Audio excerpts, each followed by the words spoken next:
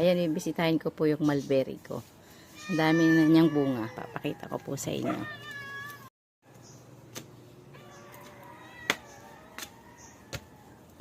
Ayun, pinagtatanggalan ko po siya ng dahon.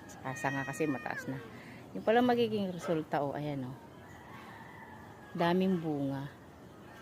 Yung pala ang sikreto doon para mamunga sa kaagad.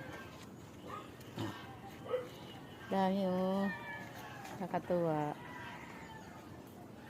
Kahit bata pa pala siya, tatanggalan mo siya ng sanga sa dulo. Tas dahon. Tapos siya na yung lilitaw, mga bunga. Mga bagong litaw din yung ibang dahon dyan. Pero nung tinanggal ko yung mga dahon yan.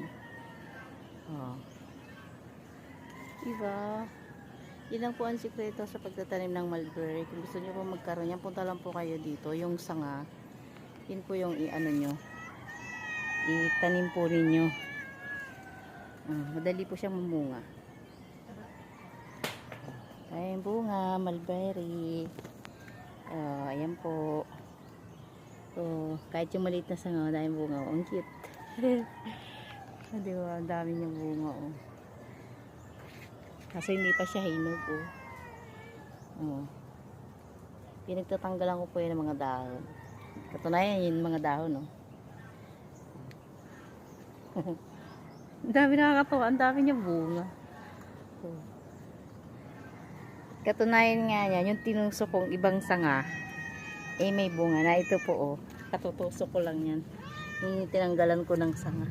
Pero may bunga na siya. Ayun, hinog. Kinuha na ng anak ko yung iba. Ayun, ito hinog na ako. Itim mo, sarap. Mamaya kukunin ko yan. Ay, nahulog na yung isa. Yan po, hinog na hinog. Isa na yung nahulog. Sayang yun. Ito. Ay, kulit dito Ayun po. Cute. Yan, binakod ko po yung mga pinutol kong sanga papunta doon. Ayan. Papunta doon. Buhay na siya. Ito, nasa paso siya, May bunga na, Kinuha na rin siguro ng anak ko yung iba. Ganyan na po. Ayun, tinan nyo po ito, Nakatubo rin lang yan, kakatusok lang. May bunga na siya, Nagkakabunga po siya kaagad. Kaya kung gusto niyo ng instant mulberry, punta po kayo dito. Hingi lang po kayo ng sanga sa akin. Ayan, punta po doon. Tsaka yun, papunta doon.